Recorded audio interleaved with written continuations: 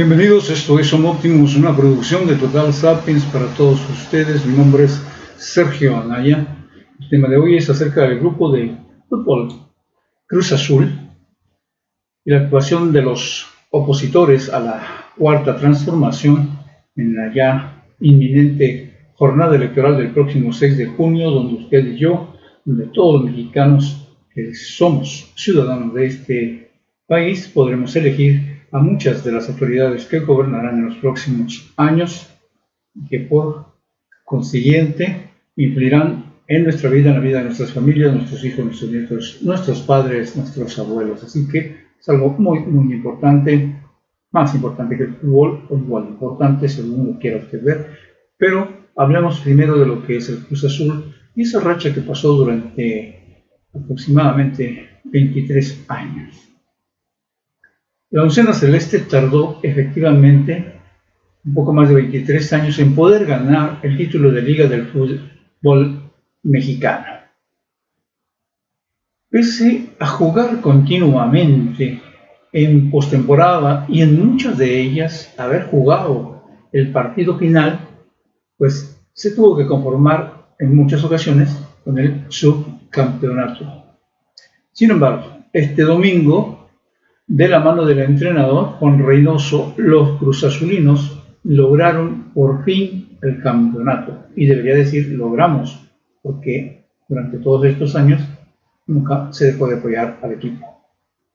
Los aficionados que durante todos esos años ambicionaron ver a su equipo coronarse, pues obvio salieron a festejar, aún con las limitaciones que la epidemia de COVID-19 impone. No había otra manera de hacerlo. Para los no futboleros, pero sí ciudadanos de México, la jornada final del 6 de junio puede permitir a los progresistas alcanzar el triunfo definitivo que empezó hace 3 años, en 2018, sobre los adversarios conservadores y celebrar la democracia participativa, que es el siguiente paso a la democracia electoral de la cual estamos viviendo la etapa inicial. En caso contrario, ¿qué es lo que va a pasar?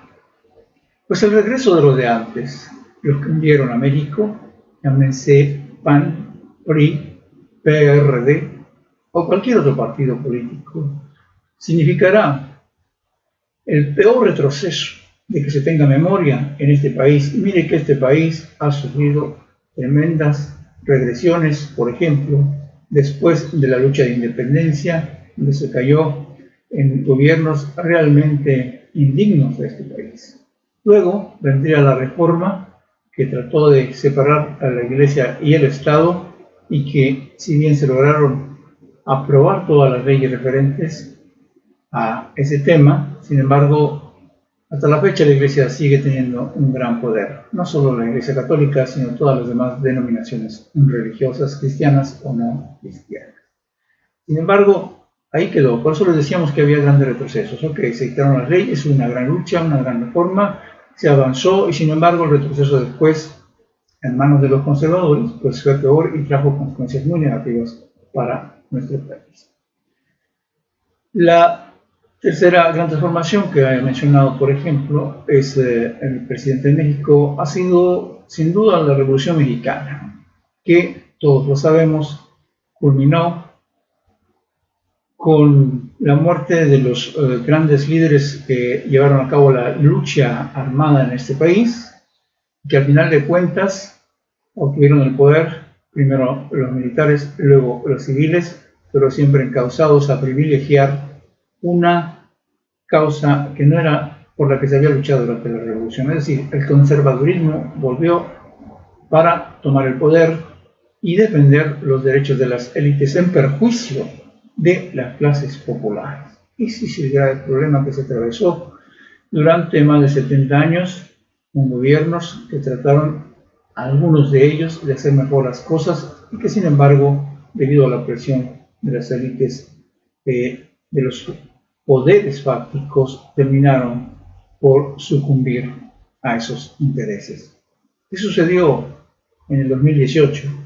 Pues el hartazgo, el cansancio El hecho de que tantas veces se haya oprimido, que tantas veces se haya reprimido, se hayan asesinado tantos miles de mexicanos por parte de los diversos gobiernos sucesivos, de los que yo tenga memoria, del 68 para acá, todos.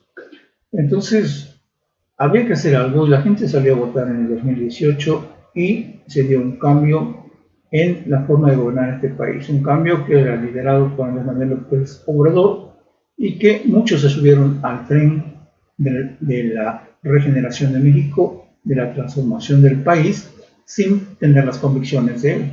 Y eso está visto. Y muchos quieren utilizar ese argumento precisamente para golpear a la cuarta transformación, para volver a tomar el poder, si se puede, por la vía electoral, que es lo que van a intentar el próximo 6 de junio, y si no, pues tienen otras armas, otros instrumentos, otras formas de acceder al poder, y lo están intentando también con golpeteo mediático, golpeteo económico, en fin, todas las cosas sucias que usted pueda pensar, pues las han utilizado y las van a seguir utilizando con tal de volver a controlar el gobierno de este país. ¿Qué es lo que le esperaría a México si regresan los mismos de siempre? La venganza, la represión, los crímenes políticos. Recuérdese Colosio, Rinacio, Mourinho, en fin, una gran cantidad de políticos que murieron. Y también volvería a establecerse, y sería mucho más difícil volver a sacar a los conservadores del poder. Por eso hay que salir a votar, hay que actuar, hay que asumir la responsabilidad que hoy nos toca cumplir una vez que ya se ha accedido al poder por parte de las fuerzas progresistas. No obstante, y tengo que dejarlo muy claro para todos, estamos en una democracia y en ella unos y otros, liberales y conservadores, tienen el mismo derecho de aspirar al poder, de votar, ser votados. Eso es la democracia. Y seremos los votantes quienes decidan, a menos que el INE y los opositores hagan fraude, quién tendrá mayor poder a partir del día siguiente a las elecciones. Solo por mencionarlo, tenga en mente que los priamparadistas han hecho todo, absolutamente todo, para favorecer a las élites, mientras que la actual administración se ha enfocado en atender principal, pero no exclusivamente, a la gran mayoría de la población mexicana que carece de todo y mucho. Llámense jóvenes, llámense adultos mayores, llámense obreros, llámense trabajadores en general de toda esta patria nuestra.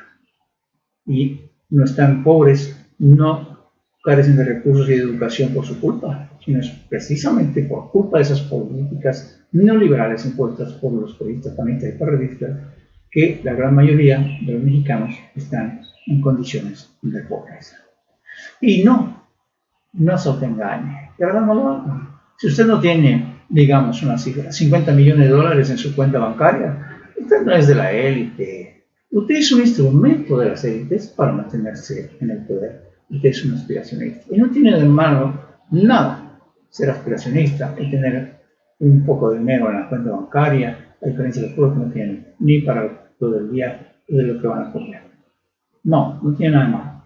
Lo malo es que para tratar de mantenerse en ese nivel o aspirar a algo más, usted incurra en violaciones a la ley, usted incurra en situaciones de compra-venta de votos, de fraudes electorales, de corrupción, etc. Eso es lo que no es correcto. Es sustraer de manera ilegal un bien a los más necesitados para favorecer a las élites. Eso es lo que habría que cambiar para que todos podamos progresar igual. No existe una sociedad en el mundo que pueda progresar de manera igualitaria, pero sí de una manera más justa, de una manera más equitativa. Ese es el objetivo del nuevo gobierno, un gobierno distinto al de las élites. Se supone que es una democracia y debe velar por el bien de la mayoría. Así de sencillo, esperemos que no le resulte demasiado chocante lo que se les dice, pero de eso se trata precisamente, de explicar cuál es la situación que estamos viendo. Entonces, vamos a no autoengañarnos.